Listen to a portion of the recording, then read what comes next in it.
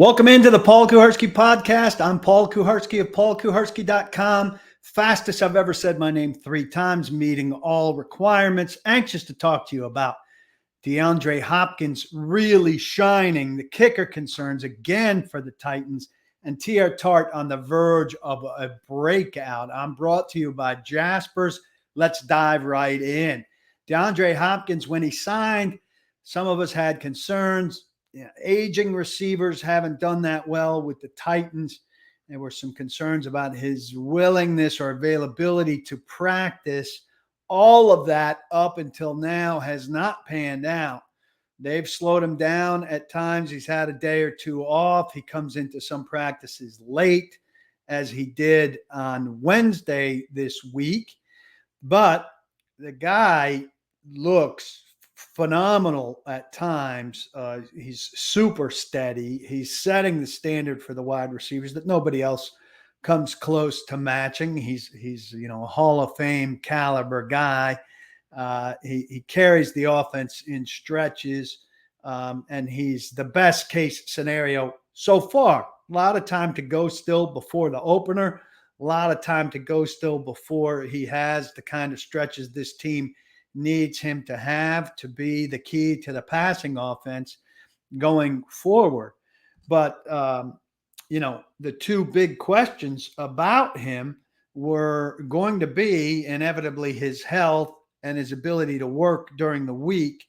So far, those haven't been questions at all. Meanwhile, around him, Treylon Burks, the number 2 guy, suffers a knee injury in Minnesota joint practices as he goes to the ground, making a catch over the deep middle. And Kyle Phillips, the number 3 receiver, the slot receiver, suffers a knee injury on a punt return in the game against Minnesota. Both of them are going to miss time. That probably spills into the regular season, leaving Hopkins surrounded by Chris Moore, Nick Westbrook-Ikhine, and some other guys that we don't really know much about and haven't done a lot to distinguish themselves. Now, Mike Herndon, who you know from paulkuharsky.com and his excellent Twitter account, says, Hopkins with a couple of us is better than what the Titans had on the field at times last year. And he's not wrong. He really isn't. Last year on opening day, the Titans rolled out Robert Woods. He played 71% of the snaps against the Giants. NWI played 68%. Phillips 48%. Burks, who was hardly the guy he wound up being towards the end of the season, 37%. And good old Cody Hollister played 12%. I think, opening day is going to be Hopkins, Moore, NWI, and then we don't know. We've got some guys battling it out. But Hopkins been everything you could hope for so far. Let me illustrate a little bit. And I don't mean this to pick on Colton Dowell, who's a 7th-round pick out of UT Martin, and you don't expect much from at this stage. But at practice on Wednesday, there were 2 red zone plays where he actually, I think definitely the first throw was from Ryan Tannehill, and I think the second one as well. That shows you Dowell's moved up in the rotation out of necessity. But Ryan Tannehill on both occasions, from relative short distance in the red zone, whizzed balls to Colton Dowell, who just did not have his head around, did not have his hands up in time to be able to handle what Ryan Tannehill was giving him. And this showed the dramatic difference between somebody like Dowell, who I'd lump in with Robertson and Harrison, and maybe Kearis Jackson, hot passes over the middle like these from Tannehill are just too quick for some of these guys to be able to handle. Meanwhile, similar throws to Hopkins caught with no hint of any problem whatsoever, effortlessly. And that's obviously what you're looking for. So, I'm not picking on Dowell there again, and he'll get to a place where he can handle those balls. Ryan Tannehill talked about the growing connection that he feels with his number one target. I spliced together 2 clips here. Yeah, I like spending time with him. I think that's one thing that you never really know how someone is going to be personally, how that communication, how that relationship is going to go. Obviously, saw his game from afar and respected his game, was a fan of his game from afar for a long time now. But you never really know how someone's going to be when you're in the same building, in the same room together. So enjoyed getting to know him and spending some time with him. Obviously, the plays I've seen him make for the last 10 years, the same ones that I've seen him making now. His body control, understanding how to use his length and his size to create some space and get himself open, and then just being able to trust him, knowing he's going to either make the play in tight coverage or nobody is. So that's been fun for me, just getting to know his body language, how he moves, how he comes in and out of routes, and just being able to trust him in that. Was there a point? It wasn't like a tipping point, but it was just it's been growth throughout our time together. I think even early on, I think maybe the first pass I threw to him was tight coverage on a go ball down the field and gave him a shot, kind of high ball, and he went up and got it. And so it wasn't like I never trusted. I kind of like knew what it was coming in, that you have to be able to throw into tight windows with him and trust him to go make the plays. Now we have the reps kind of stacked up now where I've seen him make it. I've been able to put those balls in spots where he's been able to get them. So excited about where he's at and where we can go moving forward. I couldn't feel better about Hopkins right now. I feel pretty good about Chris Moore, better than I ever anticipated I would. I don't want to read too much into training camp, but he is a veteran at least. NWI's had a bad camp, still dropping a ball of practice. He made a nice catch on Wednesday in the back of the end zone, leaping and snatching it out of the air. It came down out of bounds, though. But I wonder if a catch like that might help get his confidence going in the midst of all of these drops. I don't think he dropped one on Wednesday. Definitely dropped one on Tuesday. The guys behind this group, I like Reggie Robertson the best, but really there's not been anything that's broken anybody out of the pack here. Robertson and Harrison were next in line in the game. Kearis Jackson hurt his knee, missed a day, was back Wednesday. I wrote about Mason Kinsey at the site. It's now or never for him, but people who are thinking, there's got to be a slot for a slot substitution are making a mistake there. Phillips went down last year for all but 4 games, and the Titans were perfectly content for Robert Woods to be in the slot a lot, for NWI to be in the slot a lot, for Traylon Burks even to take some time in the slot. So I think we could well see a mix of different people in the slot, including Hopkins, who excelled there in Tim Kelly's year when he was the non-play calling offensive coordinator in Houston, and they were together. He was super productive in his slot snaps there. I think Mason Kinsey is going to have a tough time. I think they really like him as a guy who can help them in practice, playing wide receiver and safety, which Vrabel talked about. You could see the specifics on those snaps if you read the story. But I think Kinsey just comes up short of being enough of a threat against NFL defenses to be a guy they'd want on the 53. Now, they could put him back on the practice squad and call him up a couple times. They've called him up 3 times over the past 2 years. They threw 1 3-yard pass to him. And a lot of it depends on on punt return, where Eric Garrer, the cornerback, who I think is going to make the back end of the roster, had 2 11-yard returns in Minnesota and looked pretty good. Kearis Jackson's a candidate for that job. Kinsey's a candidate for that job with Phillips out. So we'll see where they go, and Friday night should be a hint of that. Vrabel said we'll definitely see Kinsey get some chances at that. But DeAndre Hopkins right now, one of the very bright points on this team. Keep him healthy between now and that trip to New Orleans for week 1, and that's an area the Titans should be feeling really very good about things. Camp is officially over. as of Wednesday. The Titans will go into their more regular schedule after they host the Patriots on Friday night. And things will be less open for us to talk about as they'll start to initiate some plans and some work on the Saints specifically. The training camp sale at paulkuharsky.com will remain in effect through the weekend. So if you've been hesitating, you get a good deal right now with the year's membership. Hop on over and sign up. Mike Herndon has a piece right now that you want to read about things he thinks about the Titans and things he knows. One of the things he thinks is that he's not changing his opinion of the Titans starting offensive line based on 13 pass blocking snaps and 15 run blocking snaps in 2 preseason games against less than top flight competition. And you're going to want to read that.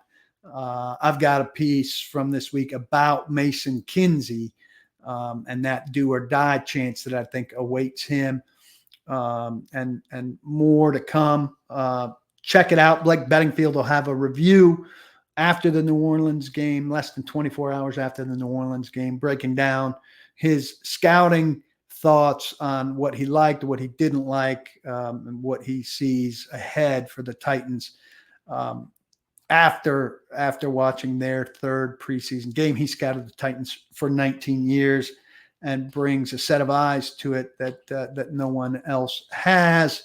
Private broadcast chats with me are part of the membership, where we have good conversations without a lot of riffraff interrupting with terrible questions or platforms.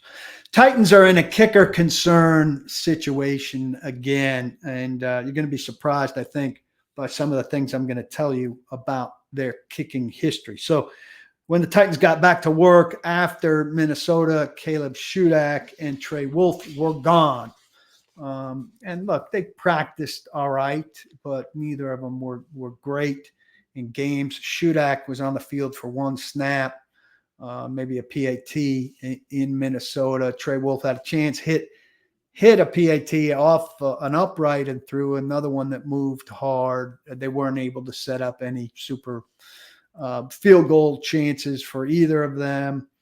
And back is Michael Badgley, a guy who didn't have a great appearance here a couple years ago and who may well not be the ultimate solution at this position, where the Titans simply don't put enough emphasis on things.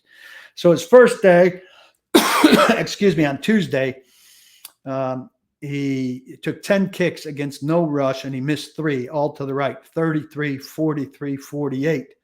Then he missed from 45 in the 2-minute period, but he got another chance because there was a penalty. He made from 32, and he made from 49 to end it. Not a great day at all. And then an odd quote where he said, "No excuses, just got to make the kicks, but I'm not really going to sweat it over practice." Well, you better sweat it over practice. There's 1 preseason game for you to make a bigger impression in.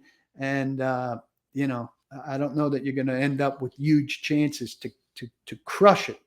So practice is where you're going to have to secure this thing, if you secure this thing. Vrabel said any kicker they bring in has to make them, and that Badgley, quotes, "got the next crack at it. I'm sure we'll look at other ones too."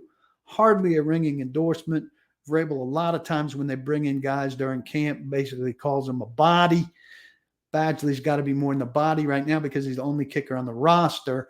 But there are some who are going to come free. More on that in a little bit. The next day, indoors, Badgley hit 10 in a row, which is great. Then he missed from 53 and hit a 47-yarder during the 2-minute period. Much, much better. But let's look at what this team has done over the last 4 years at kicker. And it started with a super nonchalance by John Robinson and Mike Vrabel in 2019 when Ryan Suckup was coming back from a knee injury. So they took him off IR, and he was terrible, IR or PUP or whatever it was. Started the season horribly. And they went to Cairo Santos, Cody Parkey, and Greg Joseph, while they brought in Ryan Santoso as a kickoff specialist who was not good at kickoffs. They moved on from Suckup after that year, in part because of money, and he went on to steady years in Tampa Bay, where he won a Super Bowl. In 2022, Sam Sloman started off, and Steven Gostkowski took over. In 2021, I don't know that Sloman started off. Sorry, he kicked at some point during that season, and Gostkowski was the main guy. 2021, Michael Badgley, I believe, started off. Then Randy Bullock came in 2022. Randy Bullock, Caleb Shudak had a chance, and Josh Lambo. That is 10 different field goal kickers over the course of 4 seasons because of a mix of injuries and failures. Remember when fans used to mock the front office because early in the free agent period, Floyd Reese and his successors used to lock up specialists, and people would bitch, well, at least they got the punter signed, at least they got the kicker signed, at least they got the long snapper signed. Well, Titans used to place a priority on it. They used to make sure that they had their kickers and punters and long snappers signed and didn't have to worry about that. They don't place that kind of priority on things anymore. Franchise went from Al Del Greco to Joe Nedney to Gary Anderson to Rob Baronis to Ryan Suckup. 5 guys in 26 years did the vast bulk of the kicking, if not all of it. Then 10 guys in 4 years. 5 guys in 26 years, 10 guys in 4 years. That Sam Ficken was in line to start 2021 as the kicker after beating out Tucker McCann in a camp battle before he suffered an injury the Friday before the opener that forced them to turn to Badgley. Everybody watching knew that the odds of Caleb Shudak or Trey Wolf winning the job, despite whatever they were doing in practice, were long, right? And it almost felt a little bit like the Ken Wisenhunt era, where I had a guy, I can't remember his name, competing for the spot, who was from Brazil, whose famous story was that he fell off a Ferris wheel. But, I mean, Wisenhunt went a week or 10 days without kicking, or hardly kicking, in practice. And it was just like, we're going to set the kicking thing off to the side over here, and we'll get back to it later, maybe when there's somebody that we could sign who could actually do the job. Wasn't quite that bad now. Since 2019, since they've had to go to these 10 kickers, is actually with 2 chances, maybe 11 guys. They've been 74 for 103. That is 71.8%. 71.8% over the last 4 years. They've been 40 for 49 in the gold zone, the money zone that they say. Never mind. Take that back. Misspoke. In the gold zone, the money zone, what they call it, the 40 to 49 yard line, 24 for 42. That's 571. Actually, a touch better in 50 plus, 11 for 17. That's 64.7%. That's largely because Gostkowski was 7 for 8 in 2020. So overall, 71.8. 40 to 49, 57.1. 50 plus, 64.7. These are all poor numbers compared to what you would expect from a good kicking team. Points after, 176 for 185. That's 9 misses for 95.1. I'll cut them a break there. 3 of those were by short-term guys, Parkey, Badgley, and Lambo, right? Now, I'll go back to May. I'm not saying that Brandon McManus is a definite savior. And he was cut by Denver in May for money. He was 77.8% last year. Mile High Stadium helped him. 10 for 10 from 40 to 49. 8 for 13 from 50 plus. You could say Mile High helps him because he's kicking in altitude, but he was 72% at home, 83% on the road. Wasn't just Denver aided. And his numbers outdoor and away were fine. Now, he's not a guaranteed savior, but the Jaguars signed him, so he's in the division. $2 million investment, not terrible by any means. It's somewhat random year to year, right, with the kicker. Analytics say that, like you can't bank on it.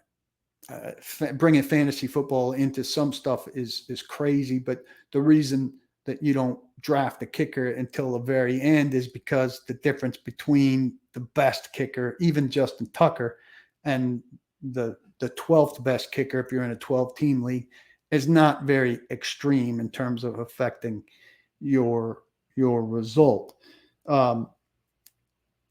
It's analytics that it's the variance year to year for a guy who's not Justin Tucker can be pretty unpredictable, and the Titans haven't bought into analytics in a big way, but it seems like they've bought into this with the kickers.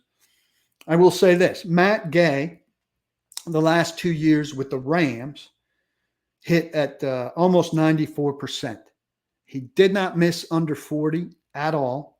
He was 11 for 14 from 40 to 49.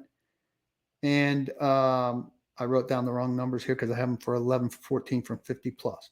But I think he's pretty good kicker. He was the best guy that was a free agent. Indy missed 7 field goals last year, and they went and signed Matt Gay as an as an unrestricted free agent. They went and signed Matt Gay, $5.6 million a year for 4 years. Now, that's a steep price for a kicker. But the Colts decided, hey, we're going to get a guy that we believe is money, and we're not going to have any doubts about our field goals. And that's when they weren't that bad last year. They were worse the year before and the year before that. Titans go into the season with the worst kicking situation in the division, no matter who they bring aboard. McManus in Jacksonville, Gay in Indianapolis, and Kaimi Fairburn in Houston, all steadier situations.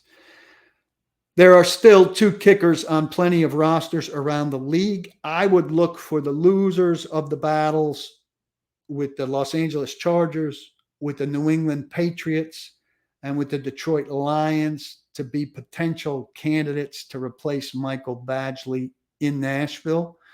I think that's one thing the Titans lose. They probably would have seen both of those kickers for New England in 2 days of joint practices, which were canceled. Don't know how the Patriots will deploy those guys on Friday night at Nissan Stadium, but keep an eye on the 2 of them during warmups and beyond. The Titans need to keep an eye on every available kicker.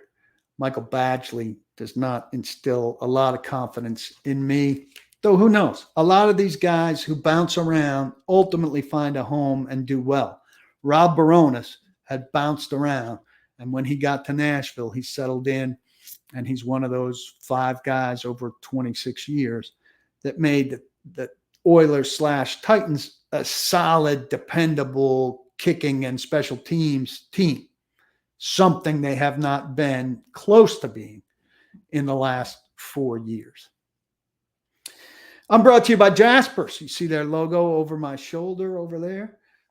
It's a great restaurant and bar downtown Nashville, right off of the interstate, off of 40 there, where 65 and 40 kind of come together.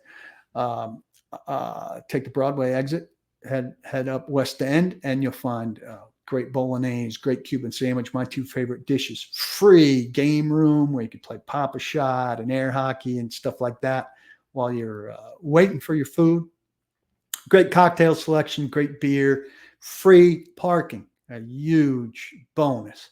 It's a perfect place for a business lunch or a date night or a boys' night or a ladies' night. Super versatile restaurant, good menu, reasonably priced. I can't recommend it highly enough. You need to stop by and check it out, be it lunch, be it dinner. After you go, tell your friends and tell them I sent you. I appreciate your support of them, just like I appreciate their support of me. Can't go wrong there. I promise you. Earlier during the offseason, I kind of told you about some stuff I read.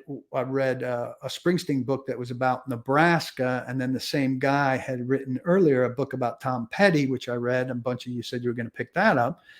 And so staying in the same vein of reading some rock and roll biographies, I read Bono's autobiography, which came out this year. And I got to tell you, the second half of this book was a slog. First half, there was a lot about the recording sessions of a lot of the famous albums that we know. And I was interested in them getting off the ground as a band and touring and their management, decisions they made, the four of them, their relationships together and everything. And it was good. And I surely was interested in his life beyond the band and his activism. He did, Bono's done a lot of things with a lot of very interesting charities and foundations and the like. But like the whole second half of the book was just bogged down. Like I kept waiting. All right, well, when are we going to get back to the recording studio? When are we going to get back to the band? Just meeting with the next world leader and meeting with the next president and meeting with the next health crisis leader and on and on. And it's just, I thought it was really got cumbersome.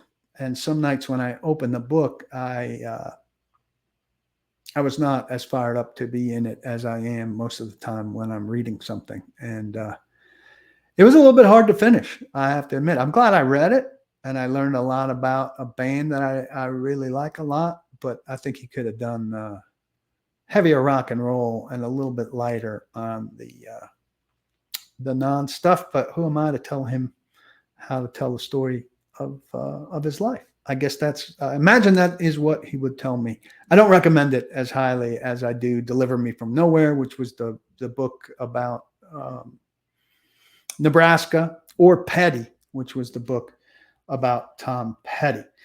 Teair Tart, I think is a guy a lot of us believe can really do some damage for the Titans this year, and is kind of a lesser known piece of the defense. The thing about Teair Tart is, he's instrumental in base, and he's going to be a big run stopper in base. But how often are the Titans going to be in base defense? Teams know the Titans are a big run stopping team. I think teams are going to want to get the Titans spread out, run against them spread out, and try to get them a little bit smaller. Teair Tart has talked, and his coaches have talked all offseason about getting him chances as a pass rusher. He threw a punch in the second of the joint practices early on against Minnesota, and that got him removed from that practice. And then Mike Vrabel said you can either work Thursday or you can work Saturday. And so they worked him Saturday. Tart played 33% of the overall defensive snaps. He had a tackle for a loss. He had a quarterback hit. He had a pass defense, and he was just very disruptive overall. He looked like a starter playing against a bunch of non-starters should look. I had a chance to ask him about the situation, ending up playing in the game and some of what's ahead. You played great Saturday night. Coach said kind of that was a trade-off for Thursday. How'd you feel about that whole? I mean, I felt great. I wanted to play in the preseason anyway. I really wanted to play there. I just wanted to get a good feel for the season. It's always good to go out there and get some competitive competition other than your teammates. So it was real good. It's real good to get the muscles flowing, the juices going against you, and get the competitive nature spark. Big Tart. Your pass rush had come so far. You feel like you're forcing them to use you in some situations that maybe you haven't played in the past? I definitely just feel like I just focused on developing it. I got with Big T and I got with Rabe, and we just try to find some emphasis on the best ways for me to affect the quarterback. And I think after you beat a couple people, man, they start acknowledging it, and they'll just give you more opportunities to go out there and put it on film, put it on the field. You see that highlight that was out on Twitter? Where'd that come from? Because it looked like coach's film. I mean, it's a move I've definitely been working on for a while, but it's I definitely got it a couple times on a couple players here, but it's definitely a move that I've been working on and I've been trying to perfect. You know who put the film out? Nah, no clue. You happy they put the film out? Hey man, easy. All publicity is good publicity. All publicity is good publicity. Well, the publicity about throwing the punch wasn't really that good, but he wound up the better for it. This move, if you haven't seen it, a hump move where he just tossed a blocker aside and took off for the quarterback. Really, really impressive work. So Mike Vrabel said, he's mentioned repeatedly that the way for Tart to be on the field more is for him to be better conditioned. And, I talked to him about it late in the practice week, and he said the kind of conditioning he's talking about doesn't come from him running on the side or being in the weight room. It comes from practice. Run a play, recover, get back in the huddle, get back to the line, run another play. And so the more Tart could string that together at practice, the better equipped he will be for what they're asking him to do in the season. Vrabel, Shane Bowen, Terrell Williams say they'll find snaps for Tart if he's rushing the passer well. Again, I think that spot in base can minimize his playing time against three wide sets that call for nickel. But the Titans are thin beyond Jeffrey Simmons and Danico Autry, and beyond Harold Landry and Arden Key. So I think if you throw Tart in there, take that front four that we all know and love and think is a key to the defense. If you can throw Tart in there, Autry moves around a lot, right? He can play inside and he can play outside. Key can also play inside and outside. And then Landry is, a guy that moves around a lot. What did you consider Tart the fifth guy there? I mean, he's not as flexible position-wise, but you put him inside next to Simmons, take two of those other guys and let them mess around, and the third one can be out for a snap here and there. And all of a sudden, maybe you're looking at five guys for four spots. It's hard to take Landry off, who plays a ton of snaps when he's able, and there's no indication that he's not going to be able. It'll be hard, I think, to take Key off, and hard to take Autry off. But you're not going to be able to have them all on the field all the time. And to me, Tart could be the extra guy in the pass rush if he's able to be more than a run stuffing nose type. And I think he's ready to be more than a nose run stuffing type. If he stays healthy and fit, that $4 million tender that he got is going to multiply itself next year here or somewhere. And, I've heard a lot of people talking about it already. If he gets the money somewhere else, people are going to be like, Teair Tart, who's that? Well, guys like that emerge every year. And it'll be his turn, and he'll be worth it. 3 notes. Prediction from me. Tyjae Spears is going to get more carries than we expect and fewer catches. But, and Herndon talks about this in the piece I mentioned earlier, this guy gets from 0 to 60 very quickly, and they got to find ways to use him. How they work that with Derrick Henry is to be determined, but they're going to figure something out there. They've got to get the ball in his hands. Racey McMath got 8 snaps on offense in the Minnesota game. I think it's the lowest number on the team. Not a good sign at all for a guy in competition at the position. His practice game has not sharpened, and the quarterback who threw to him the most on Wednesday was the rookie third string quarterback. So that tells you where he is in the pecking order. It's a big upset to me and a lot of people who are watching this team closely if Racey McMath makes the roster. And that's a real indictment as to what he's done with the opportunity, because as I said, nobody from the back end of this receiver position is really stepping forward to grab receiver 5 or receiver 6 And there's probably a receiver 6 now based on the injuries, at least for opening day. On the other side of the football, the telling snap count was probably Stephen Jones Jr. He made a little bit of a noise in the spring and summer at OTAs and the like, the cornerback, but he had 9 snaps on D, 1 on special teams. Eric Garrer, Armani Marsh, and Anthony Kendall have all gone well past him, I think, and I wouldn't expect to see him around. I think all 3 of those guys are around, at least on the practice squad, and Garrer is looking good for the roster in my eyes.